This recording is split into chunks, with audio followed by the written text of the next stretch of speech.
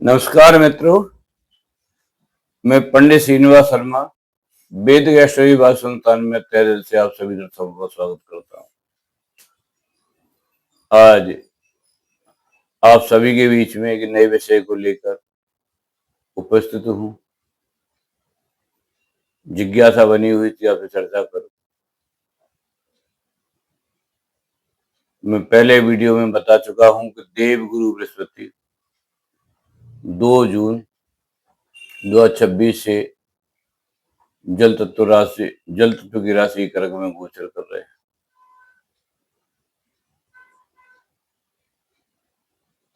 2 जून से वो पुनर्वसु नक्षत्र में थे।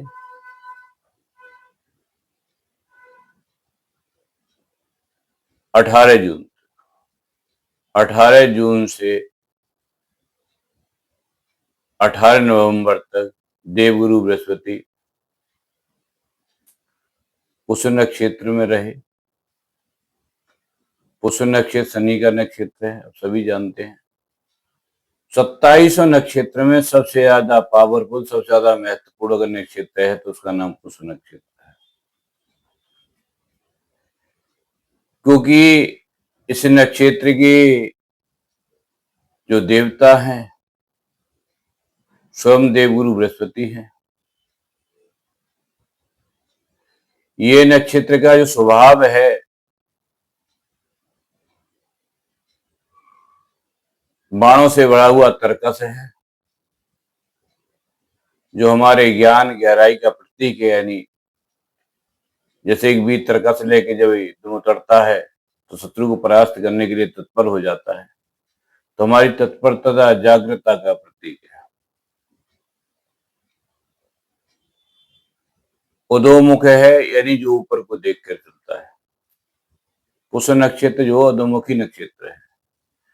पुष्य नक्षत्र समय में जो भी घटनाएं होती हैं वो आकाश मार्ग के द्वारा होती है। खैर विषय लंबा हो जाएगा।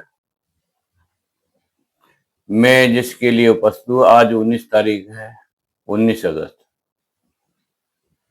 देवगुरु बृहस्पति ने पुनः अपना नक्षत्र बदल दिया है।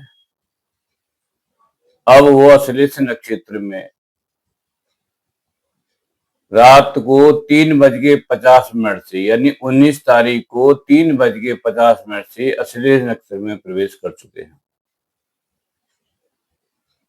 जो 31 अक्टूबर 2026 तक समय 12:50 से इसी नक्षत्र में रहेंगे। अश्लेष जो नक्षत्र है उसका स्वामी बुध है। इसके जो देवता हैं नागदेव हैं। अश्लेष नक्षत्र का जो प्रतीक है कुंडली मारा हुआ सर्प है। ये नक्षत्र अधोमुखी है, जो पृथ्वी की तरफ देखता है, यानी जल की तरफ देखता है। अश्लेष नक्षत्र जल तत्व की राशि में आ जाता है, क्योंकि कर्क राशि में इसका समावेश है। और यहां से सारी बातें स्पष्ट होती हैं। बुध का नक्षत्र है, स्वामी इसके स्वयं सर्प हैं, जो जल में ही रहते हैं। पृथ्वी की कुंडली मारा हुआ सर्प है।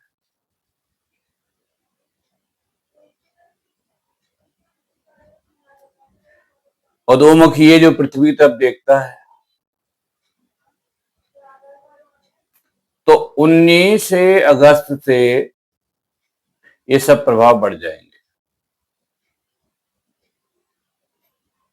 यानी देवगुरु बृहस्पति के अश्लेष नक्षत्र में आने के कारण भूमि के नीचे की जो घटना है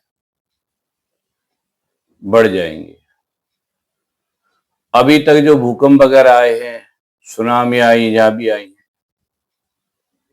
क्योंकि नक्षत्र भूमि पर देखता है, भूमि के नीचे की तरफ देखता है, तो इन घटनाओं को बढ़ा देगा, इनमें वृद्धि हो जाएगी। दूसरा, नक्षत्र के जो देवता है नागदेव हैं, जल में ही रहते हैं। ठहरा हुआ जल इसका प्रतीक है, इसलिए नदी, नाले, समुद्र, नदी नाले में आदि में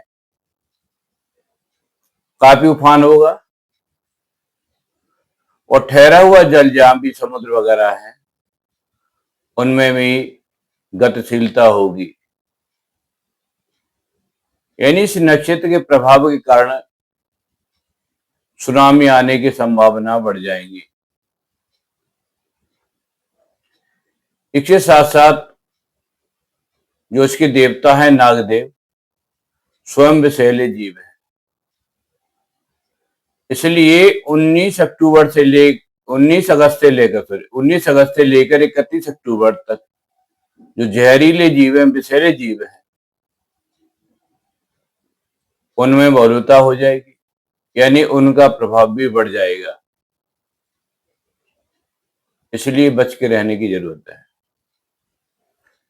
तीसरा, ये नक्षत्र ठहरे हुए जल का प्रतीक है, तो अनेक प्रकार की बीमारी समाज में फैलेंगी ठहरे हुए जल के कारण। नई बीमारियों की देन इस नक्षत्र का स्वभाव हो सकता है।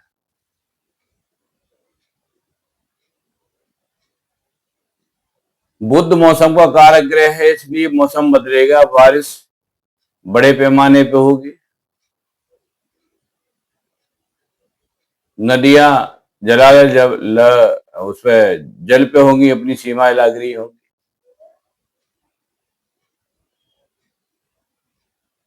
इसके साथ साथ इस नक्षत्र की हम बात करें तो इसका जो प्रतीक है ठहरा हुआ पानी, और इसके जो देवता है नागदेव, और नक्षत्र का जो स्वभाव है अधोमुखी जो पृथ्वी की तरफ देखता है, वो एक ठहराव की ओर संकेत देता है, चलने की स्थिति बताता है। यानी जो जातक ठहर के काम करेंगे, यानी विद्यार्थी हैं जो लिख के काम करेंगे, या कोई काम लिखने का है, उन कार्यों में प्रगति होगी, यानी जमीनी हकीकत, क्योंकि ये नक्शे जमीन की तरफ देखता है, वो बढ़ेंगी।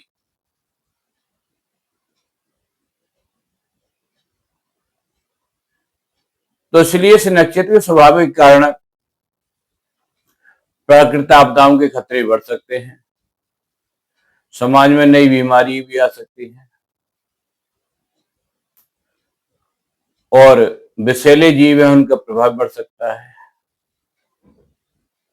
देवगुरु बृहस्पति ज्योतिष में ज्ञान, संस्कार, संतान, वैराग्य, आत्म क्षेत्र के कारक माने गए। तो बृहस्पति के प्रभाव स्वरूप ही इस समय में नए आविष्कार, नई औषधियों की खोज भी लोग करेंगे।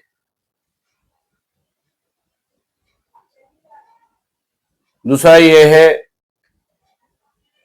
क्योंकि ऐसी खोजें जिसका संबंध जल से है, समुद्र से है, नदियों से है, उनमें विद्वान लोग तत्परता दिखाएंगे।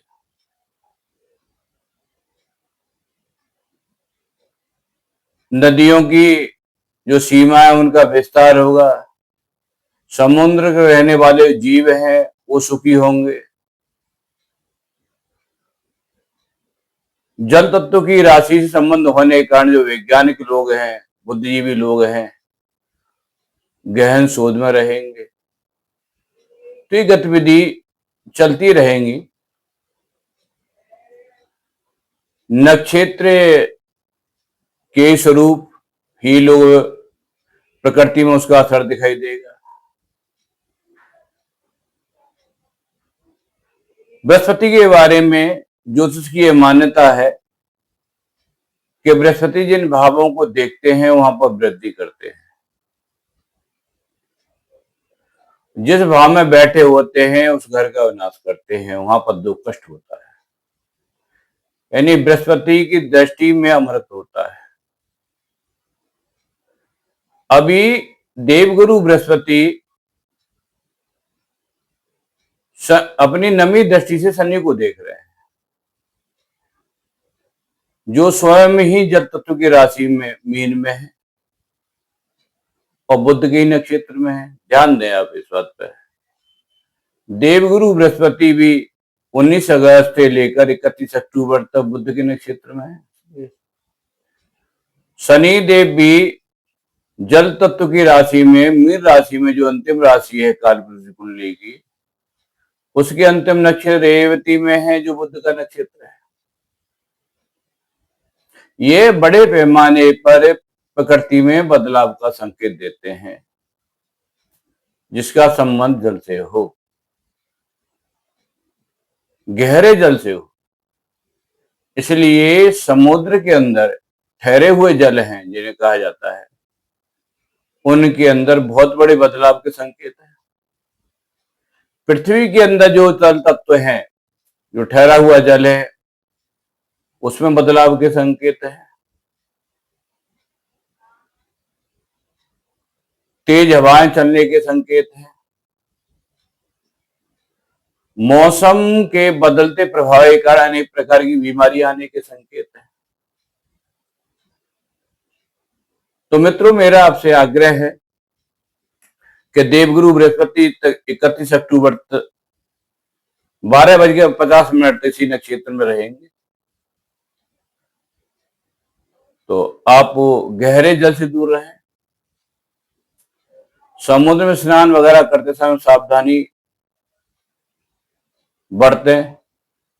यात्रा के समय मौसम का मिजाज देखें। हिल एरिया में कम जाएं, नदियों के किनारे कम जाएं, समुद्र में यात्राएं कम करें। दूसरी बात यह है कि इसका जो प्रतीक है, नाग देवता हैं जो कुंडली मार के बैठे हुए हैं। विषैले जीवों के प्रकोप से दूर रहें। खान पीन का अपना ठीक से ध्यान रखें कि विष संबंधी जो बीमारी है वो बढ़ेगी। इस नक्षत्र के कारण आपके शरीर में पाचन तंत्र की गड़बड़ होने की पूरी संभावना रहेगी। और बुध जो है हमारे नाभि से नीचे के अंग का कारक है, तो उससे संबंधित बीमारी बनने की संभावना है।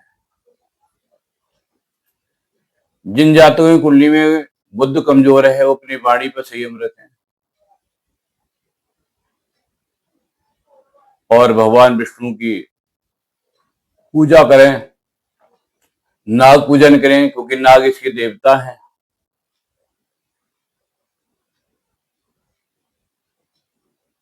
विषैले जीव नागों से बच के रहें, उनकी हत्या वगैरह न करें। प्रकृति में पौधे वगैरह ज्यादा लगाएं। नदियों को मुहाने से छेड़छाड़ न करें, क्योंकि नदियों के जो तल हैं वो विस्तार हो जाएंगे, जलमग्न हो जाएंगे। तो मेरा कहने का तात्पर्य है, प्रकृति से छेड़छाड़ न करें।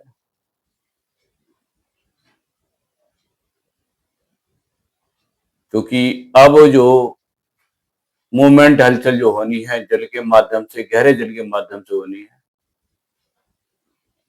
तो इसलिए समुद्र में जाते समय और नदियों के किनारे जाते समय बहुत सावधानी रखें। नमस्कार।